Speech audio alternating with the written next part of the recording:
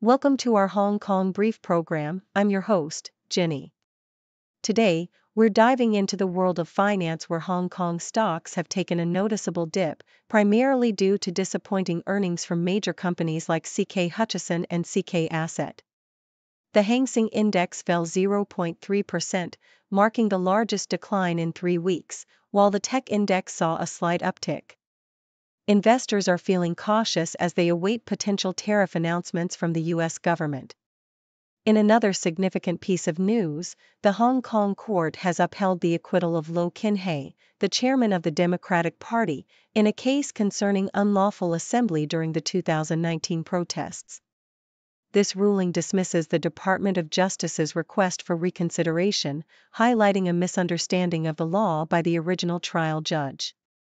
Lo remains the only one acquitted among 10 arrested, while others received varying sentences.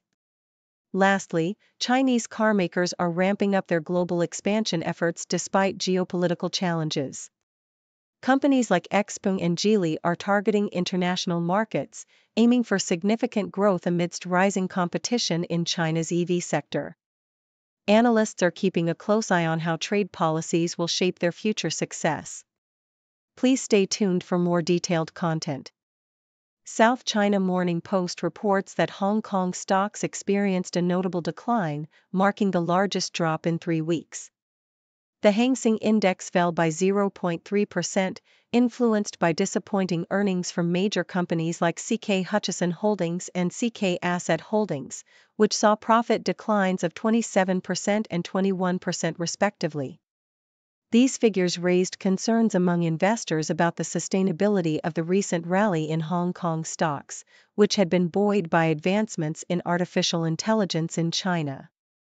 Amid this backdrop, caution looms over potential trade tariffs that U.S. President Donald Trump may announce next month, further unsettling the market as investors reassess their positions.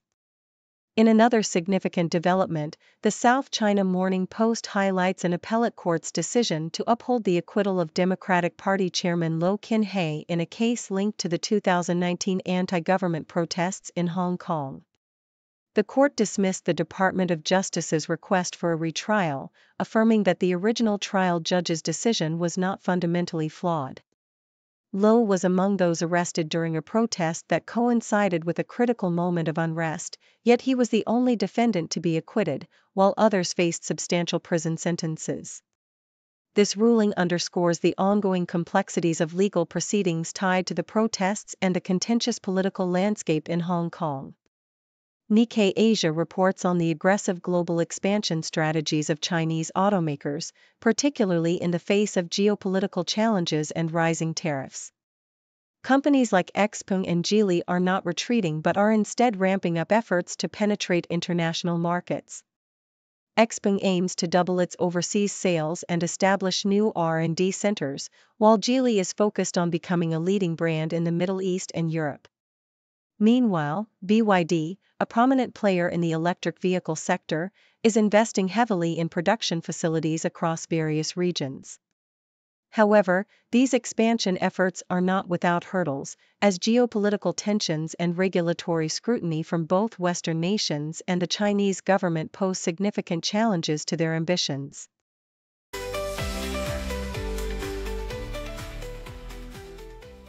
South China Morning Post highlights the Transformative Doctor of Business Administration (DBA) program at the City University of Hong Kong, aimed at equipping senior executives with the necessary tools to navigate the complexities of today's fast-paced business environment.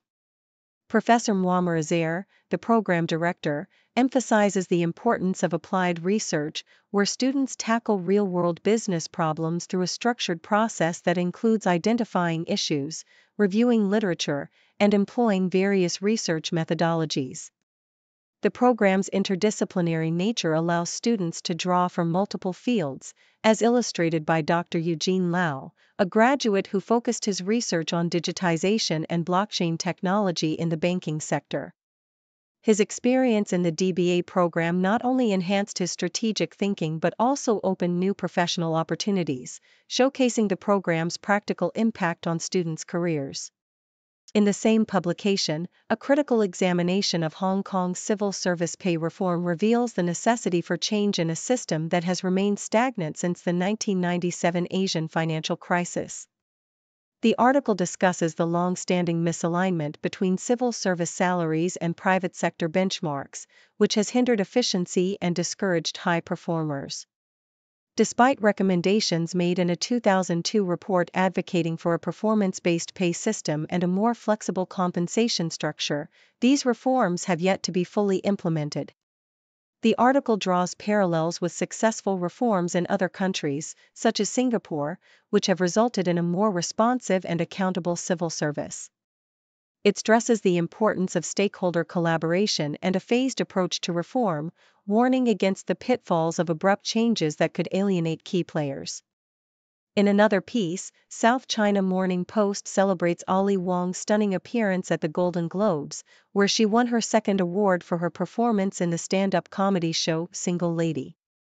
Wong dazzled in a custom red Balenciaga gown, accessorized with black opera gloves and her signature wide-rim glasses, making a memorable statement on the red carpet.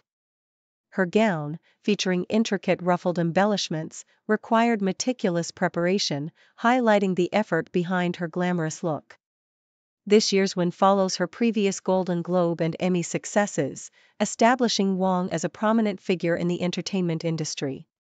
The article not only showcases her fashion choices but also underscores her achievements as a comedian, reflecting her influence and talent in the competitive world of television.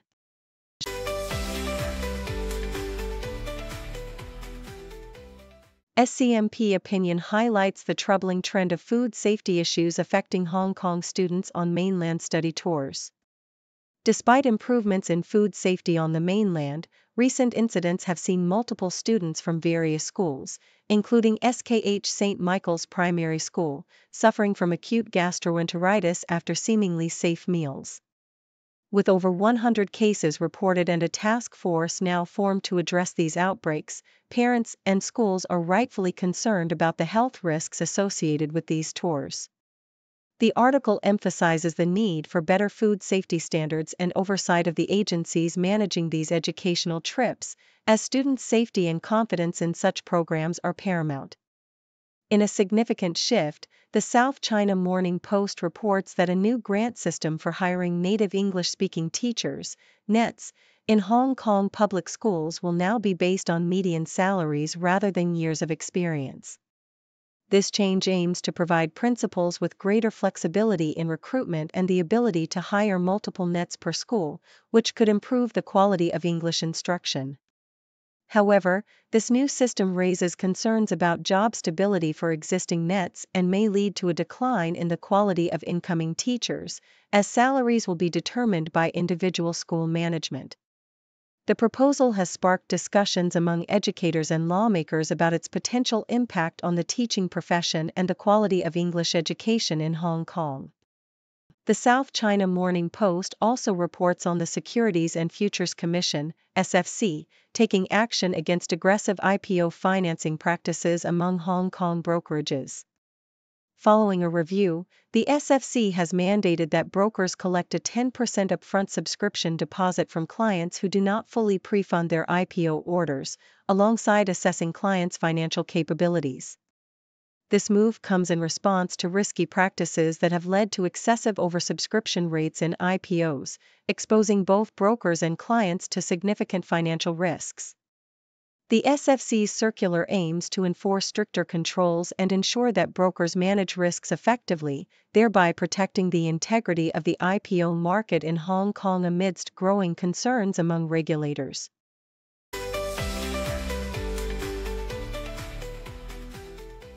South China Morning Post. In a delightful twist of fate, the author finally succumbed to the allure of the microplane grater after years of resistance, spurred by a sale at a kitchenware store. This ingenious tool, originally intended for woodworking, has become a staple in kitchens worldwide, transforming the mundane act of grating cheese into a culinary art form. The author shares a touching story about Yuta Ida, the owner of Ideya in Tokyo, who passionately dedicates himself to helping customers find their perfect kitchen tools. Ida's journey began with a challenge from a customer, leading him to design a grater that produces the fluffiest grated daikon radish, showcasing the joy and satisfaction that can come from the right kitchen tool. It's a testament to the power of thoughtful design in enhancing cooking experiences.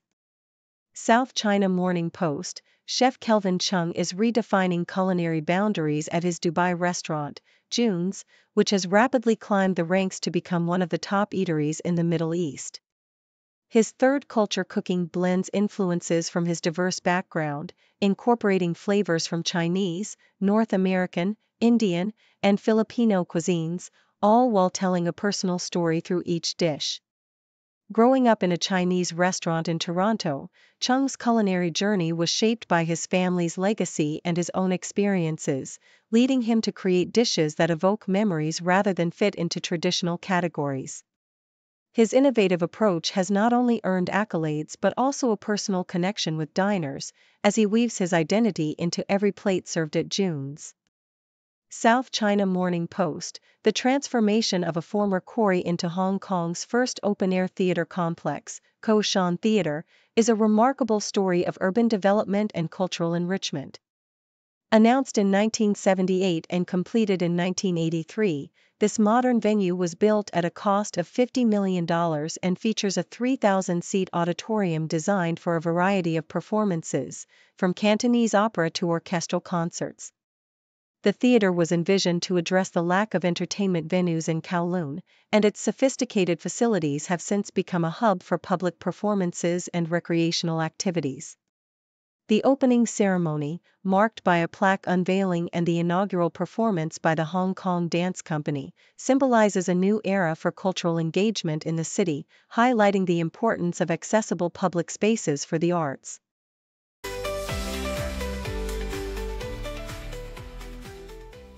South China Morning Post reports on Andrew Burnap, the Tony-winning actor who plays Jonathan in Disney's upcoming live-action film Snow White. The film has faced significant backlash for its casting choices and political statements made by its stars, Rachel Zegler and Gal Gadot. Burnap, however, has kept a lower profile, missing the LA premiere due to his role in Othello on Broadway. His journey into acting began in Rhode Island, where he showed an early passion for performance. After studying at Yale, he achieved success on Broadway with his role in The Inheritance, which earned him a Tony Award. Despite his achievements, Burnap has openly discussed his struggles with depression, which began in childhood and intensified during college, but he found solace and support through his acting career. Daniel Zavato, featured in the South China Morning Post, stars in Netflix's Woman of the Hour as serial killer Rodney Alcala. Despite the dark nature of his character, Zavato is described as warm and friendly by his co-stars.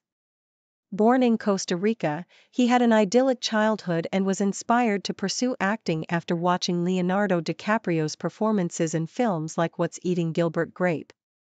Moving to the U.S. at 18, Zavato has built a successful career in both television and film, with notable roles in Lady Bird and The Pope's Exorcist. Recently married to actress Tara Holt, the couple welcomed their first child, a daughter named Kaya, in July 2024. Zavato expresses a desire to diversify his roles, including voiceover work for animated films, inspired by his love for Pixar. Jana Kramer and her husband Alan Russell's love story unfolds in the South China Morning Post, detailing their whirlwind romance that began on a dating app. The couple secretly married in January 2024 before celebrating their union with a ceremony in Scotland in July. Russell, a former professional football player turned coach, has worked with notable athletes like Harry Kane and Marcus Rashford. Kramer, who has experienced a tumultuous relationship history, finds joy in her new marriage and the arrival of their son, Roman James Russell, born in November 2023. With 2 children from a previous marriage, Kramer reflects on her journey towards finding happiness and trust in her relationships, emphasizing the importance of learning from past experiences.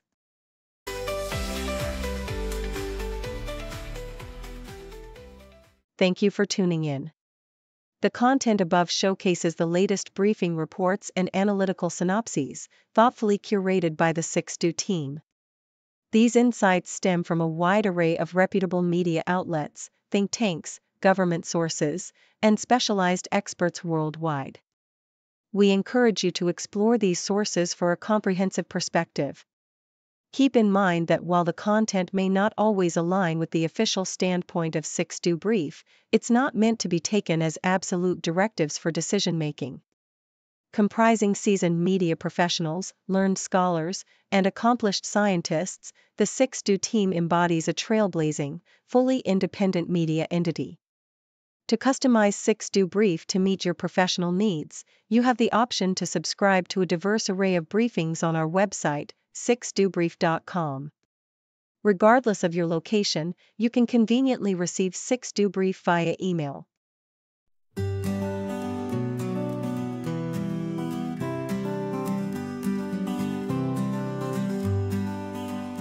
Got a question in your mind? We'll find the answer, we'll be kind. Encyclopedia on everything. Laugh and learn with the zing, zing, zing. From ends to outer space, we've got the facts in one great place. For kids and grown-ups too, we've got the A to Z for you.